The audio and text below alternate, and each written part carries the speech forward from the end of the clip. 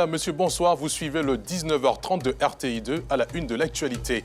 Le district autonome d'Abidjan est connu pour ses routes en excellent état, mais il subsiste par endroits des voies qui se dégradent même après plusieurs reprofilages et en un temps record. Surtout, pourquoi ces tronçons sont-ils soumis aussi vite à l'épreuve du temps? Réponse avec nos reporters dans quelques instants. Et puis hors de chez nous, au Rwanda, Eugène Rwamusio, condamné à 27 ans de prison pour son implication dans le génocide des Tutsis. Le verdict est tombé ce mercredi 30 octobre à la cour d'assises de Paris. Il a en revanche été acquitté des accusations de génocide et de crimes contre l'humanité. Voilà pour le sommaire. Bienvenue. La trentaine révolue, l'aide de cette virtuose de la maçonnerie pourrait être précieux pour le trafic routier à Abidjan qui connaît ces derniers temps beaucoup de désagréments liés à la dégradation des voies, des routes nouvellement reprofilées. Ne dure que quelques années, parfois même quelques mois. Qu'est-ce qui explique la dégradation du bitume sur les bords de la lagune Ébrié? À qui la faute? Élément de réponse dans ce reportage de Georgette Ido Fofana. À Bobo Agbekwa, non loin du 15e arrondissement, ce tronçon qui mène jusqu'à PK18 a été reprofilé pendant la construction du tunnel d'Abobo-Gare en 2021. Aujourd'hui, la chaussée est totalement dégradée. Mathieu, aide-maçon, travaille non loin de là. Il est témoin des désagréments causés aux automobilistes et aux riverains. Souvent même là, c'est nous-mêmes qui ramassons les gravats de la maison là, pour remblayer un peu la voie. La voie est gâtée. Et aujourd'hui même, il y a une voiture même qui a essayé de tomber ici, portant des bouteilles de gaz, une longue voiture. Donc vraiment, je pense bien que si l'État peut faire quelque chose, en tout cas, ils n'ont qu'à le faire. Et ils n'ont qu'à aussi voir les gens qui font la route là. Parce que j'ai l'impression comme si, bon, il met pas trop du sérieux dedans. Comme Mathieu, les usagers de cette voie déplorent la durée de vie du bitume. Le goudron aussi, ça dedans aussi. On n'est pas bon qualité, non, c'est pas. Comme chacun son bara. Voilà. Donc prochainement, si on veut bon goudron aussi, il va chercher une bonne qualité pour faire ça aussi. Vous voyez le goudron d'ici là, ça se gâte à n'importe quel moment. On arrange 2 semaines après, 3 mois après, c'est gâté. On ne comprend même pas. Moi, j'ai travaillé là, moi j'aimais les véhicules, même venir rentrer même dans mon commerce là-bas. Autant de nos parents là, les goudrons là, jusqu'à présent c'est encore là. Mais les nouveaux goudrons qu'ils sont en train de faire partout, tu passes ici c'est gâté, tu passes là-bas c'est gâté. Il n'y a même pas bonne voie même. On ne sait même plus quoi faire. Ici, le trafic est dense, ce qui favorise la prolifération des crevasses, contraignant les automobilistes à ralentir. Autre lieu, même constat. Au carrefour du lycée Ahmed Bakayoko d'Abobo, ex-SEMA, la réfection de la chaussée jusqu'au carrefour d'Autré, il y a moins d'1 an, n'a rien changé. La voie est gâtée. Ça fait que ma moto même, les amortisseurs sont cassés. À chaque fois, on passe toujours la même chose. Et quand il pleut comme ça, on ne peut pas passer. Alors, quand ils ont bloqué la voie, c'est ici tout le monde passait. Mais à un moment, on ne peut plus passer, donc on est obligé de rentrer dans le quartier pour sortir sur l'autre voie pour aller livrer. On peut dire que c'est la faute à la Géroute, non? Voilà, pareil, le travail n'est pas bien fait. Pareil, ils ont fait ça, pas encore fait 6 mois et puis c'est gâté. Pourtant, à l'occasion de la CAN, Coupe d'Afrique des Nations, ce raccourci était utilisé pour se rendre au stade. Au moment de CAN, là, ils ont essayé d'arranger un peu voilà, pour que les gens passent. Mais sinon, c'est tout le temps comme ça. Parce qu'on trouve que le coin, les caniveaux qui sont en haut là-bas, les caniveaux là sont toujours bouchés. Donc, ça envoie l'eau sur le goudron. Le goudron qu'ils font ici, là, ça peut être dans les autres communes, mais à Bobo, ici, là, le goudron ne tue pas. Voilà, sincèrement. Parce que ce n'est pas ici seulement. Ça est dans tous les quartiers d'Abobo. Sauf les autoroutes, sinon toutes les rues d'Abobo actuellement sont gâtées. Ils n'ont pas bien fait le travail. Selon les riverains, l'état actuel de la voie favorise les accidents. Il y a eu plusieurs accidents, plusieurs cas dangereux. Il y a eu des morts même juste au carrefour là. Et il y a un jeune homme qui a eu, comment on appelle ça là, un camion qui est monté sur son pied en évitant la voie qui est gâtée. Donc à travers ça, les creux qui sont là, les nids de poules qui sont là, il y a des véhicules qui restent dedans. Et généralement, il y a des camions même qui restent sur la voie. Jusqu'à, bon, ça fait que la circulation devient désagréable. Beaucoup de désagréments se passent. Dans la commune de Cocody, au carrefour mobile, le décor est le même. Cette voie secondaire se meurt à petit feu. Pour les populations, la dégradation de la chaussée constatée ces dernières années est due à la mauvaise qualité du matériel utilisé. À qui donc la faute? Pourquoi le bitume n'a plus une longue durée de vie? Nous nous rendons à la direction territoriale zone Grand Abidjan de l'AGEROUTE à Angre 8e tranche. Maxime Fléan, directeur de l'agence, nous donne des éléments de réponse. En général, il y a des contrôles qui sont faits au fur et à mesure de l'évolution des travaux. Donc, de plus en plus, les dégradations sont plus liées en général à la qualité d'enrobé, parce que c'est vrai que par moment, il peut arriver qu'il y ait la mauvaise qualité, mais c'est minime par rapport à avant. Le deuxième point, au niveau de la mise en œuvre, aussi, il y a les missions de contrôle qui suivent les entreprises pour vraiment essayer de mettre en œuvre de la meilleure des manières possibles. Après, nous avons vraiment l'utilisation de l'infrastructure. Là, c'est le vrai problème. Voilà. Aujourd'hui, nous réalisons des ouvrages d'assainissement qu'on appelle en général des caniveaux. Les caniveaux sont réalisés pour l'évacuation des eaux pluviales. Malheureusement, ce que nous constatons sur le terrain, les usagers, que ce soit les usagers de la population, utilisent mal ces caniveaux. Ces caniveaux sont des dépotoirs par moment d'objets solides, des déchets, des eaux usées, et par moment, une fois que les caniveaux sont obstrués, l'eau n'arrive plus à circuler naturellement. Donc, ce qui crée vraiment des dégradations de chaussées. Selon Maxime Fléan, le reprofilage des routes est souvent lié aux ressources disponibles. Étant donné que le réseau est vraiment dégradé, donc on essaie de faire des entretiens qu'on appelle des entretiens courants, qui sont parfois des réparations de surface, qui ont une durée de vie. Parfois, des populations peuvent voir en train de faire des réparations et puis peut-être après 1 an, ça se dégrade. Effectivement, nous sommes conscients de cela. Il y a deux types d'entretiens. Il y a ce qu'on appelle l'entretien courant et il y a ce qu'on appelle l'entretien périodique. L'entretien courant, c'est des réparations de surface que nous faisons, le temps d'avoir un financement assez important pour pouvoir faire du renforcement. Quand c'est un renforcement, en ce moment, il y a une étude qui est faite, il y a des bureaux d'études qui évaluent, ainsi de suite, de sorte à ce que la durée, après le renforcement, on a une durée de vie de la route. Donc, pour maintenir les routes en bon état, le directeur de l'agence de l'AGEROUTE Angre invite les populations à ne pas polluer les canalisations qui sont pour le plus souvent à la base de tous ces dégâts. Cet autre mal qui assombrit l'image de la capitale économique ivoirienne, eau usée, dépotoirs à ciel ouvert, des odeurs nauséabondes et des purins à perte de vue. C'est le décor sombre qu'offre le quartier sans fil de la commune de Marcory. Notre équipe de reportage, conduite par Laurence Kakra et Abdoulaziz Daramé, s'y a rendu leur constat. Quartier sans fil, commune de Marcory. Ordures et eau usée fait le spectacle qu'offre sans fil à ses visiteurs.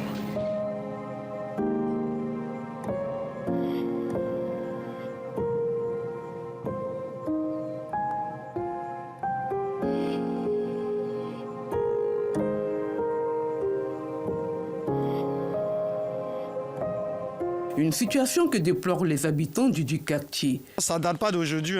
Malgré les interventions de nos différents responsables, du maire, bien avant le maire, même le premier maire qui était là, que nous on a connu dans notre enfance, il a essayé.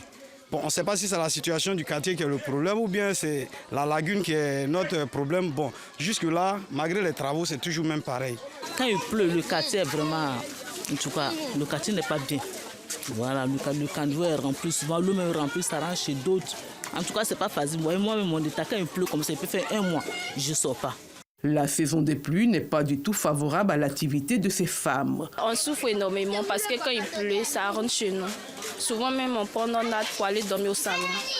Parce que quand l'eau, là, quand il pleut, puis ça remplit, ça rentre jusqu'en dans notre maison. Le quartier n'est pas présentable que ça. Bon, ça nous dérange, mais comme nos milieux de vie aussi, c'est difficile. On va un peu pour se débrouiller, pour subvenir à nos besoins. Joséphine habite ici depuis 20 ans. Face à l'insalubrité qui règne en maître dans son quartier, elle lance un appel au pouvoir public. Si la pluie vient toute la journée jusqu'à ça rate à la maison même. Ici, ça rate à la maison. Et puis nous, on vite de l'eau. Parce que caniveau là, il n'y a pas de route. Caniveau là, l'eau là, ça va partir dans la ville. Donc l'eau là même, ça rapporte ici, jusqu'à et puis ça arrive ici. Pour traverser même aller là-bas là même, c'est un problème. Donc si vous allez venir regarder, pour venir que vous allez arranger, en tout cas nous, moi-même je suis content, nous-mêmes nous on est content de ça. Le quartier sans fil a besoin d'aide, plus tôt ce sera fait, mieux ce sera. Au chapitre santé, les femmes médecins et celles des impôts ont été sensibilisées sur le cancer du sein. Ce fut aussi l'opportunité de faire dépister du cancer du sein et du col de l'utérus ces femmes. C'était ce vendredi 25 octobre à Cocody, au centre de l'assurance des impôts de Côte d'Ivoire. Un moment pour ces femmes de s'engager à rester loin de ces deux pathologies et surtout de ne pas perdre la vie. C'est un élément commenté par Georgette Ido Fofana. Des membres de l'Union des femmes de la Direction générale des impôts, UFDGI, et de l'Association des femmes médecins de Côte d'Ivoire, AFEMSI, sensibilisés à la nécessité de se faire dépister. Meilleur moyen pour prévenir le cancer du sein et du col de l'utérus. Octobre nous rappelle l'urgence de la prévention, l'importance du dépistage précoce et la nécessité d'un accompagnement pour celles qui sont touchées. Aujourd'hui, en nous réunissant pour cette cause, nous envoyons un message fort, celui de l'espoir. Nous réaffirmons notre engagement à soutenir les femmes dans leur combat contre cette maladie, à sensibiliser le plus grand nombre et à faire avancer la recherche pour un avenir meilleur. La lutte contre toute forme de cancer est une lutte qui doit fédérer toutes les énergies et toutes les couches sociales. C'est pourquoi la Direction générale des impôts s'engage à y prendre toute sa part, que à la DGI, aucune femme ne meurt de cancer. Pour que ces femmes puissent mieux cerner ces deux pathologies, une conférence est au menu. Cette activité acquiert l'adhésion du parrain Karim Ouattara, qui n'a pas manqué de les inviter à faire le dépistage. La bonne réaction et le premier remède, c'est de vous lever très tôt et d'aller vous faire dépister. On nous dit que lorsque votre cancer est détecté tôt, on peut le traiter. Donc réussissez à surmonter vos peurs. Les hommes, soutenez les femmes, encouragez-les, montrez-leur qu'elles peuvent aller se faire dépister et compter sur votre soutien de bout en bout. Lors de cette rencontre, 400 femmes ont participé au dépistage du cancer du sein et du col de l'utérus. Puis cet entrepreneur qui fait la fierté de la Côte d'Ivoire, le 15 octobre dernier, Jules Konan a reçu le Grand Prix Prestige Étoile d'Afrique à Kigali, au Rwanda. Pour la présentation de cette distinction, il a convié la presse ce lundi et a profité de cette occasion pour encourager les autres entrepreneurs à marcher dans cette trace. Laurence Kakra. Après avoir obtenu le prix d'excellence 2023 de la meilleure entreprise des travaux d'approvisionnement en eau potable, Jules Konan vient de remporter la 19e édition du prix africain de développement dans la catégorie du meilleur promoteur du BTP et de l'hydraulique. Ce prix est dénommé Prestige Étoile d'Afrique. Le 15 août dernier, nous avons aussi reçu 2 prix au PADEF. Alors, comment nous y sommes arrivés? Nous avons travaillé dans l'ombre et dans le secret, en appliquant rigoureusement les formations que nous avons reçues. J'ai avec moi une équipe très dynamique. Aujourd'hui, c'est le travail que nous avons fait dans l'ombre qui est en train de payer.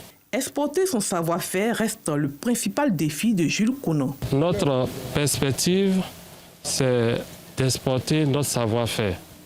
Ce n'est pas que nous avons fini tout ce qu'il y a à faire en Côte d'Ivoire, mais nous voulons répondre à l'appel du chef de l'État qui veut faire des entrepreneurs ivoiriens des champions qui vont compétir à l'international. Outre cette distinction, Jules Konan s'est vu décerner le titre de docteur honoris causa par une université de Dubaï. Ces prix représentent l'accomplissement et la reconnaissance des réalisations des projets que Jules Konan et son équipe ont menés au cours de ces dernières années. Et ces expériences. Au chapitre culture, on prend la direction de la ville historique de Grand-Bassam. Le mardi de l'Abissa, cette célèbre fête traditionnelle est qualifiée de sacrée. Ce jour que la majesté Aoulay Amontano est choisi, roi de Nzima Kotoko de Côte d'Ivoire, effectue sa première sortie publique lors des festivités. Cette année, les rois Nzima de Tiapoum, d'Azureti, du royaume Baoulé et du Ghana ont effectué le déplacement pour témoigner leur attachement à ce rendez-vous culturel incontournable de la Côte d'Ivoire. d'Ivoire.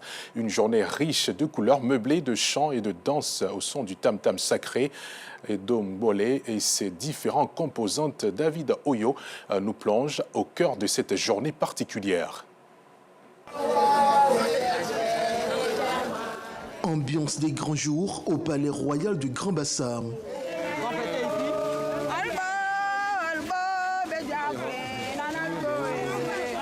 Le roi d'Enzima Kotoko du Côte d'Ivoire, Aoulei Amontanoé, effectue sa première sortie officielle à la place Abissa. C'est le lieu pour le monarque de communier avec son peuple.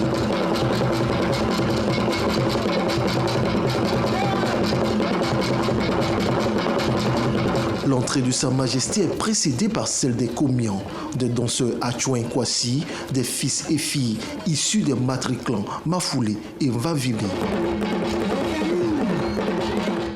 Aux côtés du roi, la reine-mère, chef traditionnel et les têtes couronnées de Tiapoum, d'Assini, du royaume Baoulé et du Ghana. Tous assistent aux différentes prestations menées par la famille dépositaire de l'Abissa, les Mvavili. Chaque famille revêtue de ses attributs démontre son aisance au son et au rythme du deuxième tambour femelle, le tamalé ou tondoba, et seconde épouse du tam-tam sacré, le ndo-ongolé.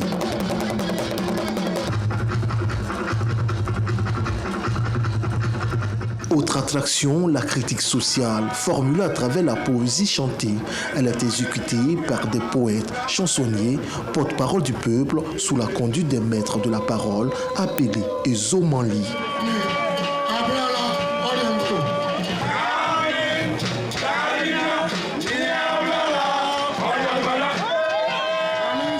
La critique sociale matérialise l'existence de la politique et de la démocratie dans nos cultures africaines et la dimension démocratique de l'Abissa. Cette journée est appelée le sacré de l'Abissa. Hors de chez nous à présent au Rwanda, Eugène Rwamusio, condamné à 27 ans de prison pour son implication dans le génocide des Tutsis. Le verdict est tombé ce mercredi 30 octobre dans la soirée à la cour d'assises de Paris. Il est reconnu coupable de complicité de génocide et participation à une entente en vue de la préparation de génocide, de complicité de crimes contre l'humanité et enfin de participation à une entente en vue de la préparation de ces crimes. Cet ancien praticien et enseignant, aujourd'hui âgé de 65 ans, était accusé d'avoir participé à l'exécution de blessés, mais aussi d'avoir incité publiquement la population à s'en prendre aux Tutsis lors du génocide de 1994. Il a en revanche été acquitté des accusations de génocide et de crimes contre l'humanité. C'est la fin de ce journal que vous avez pu suivre grâce à la complicité entre les équipes de rédaction, de la production et de la réalisation. Très bonne suite de programme sur RTI2.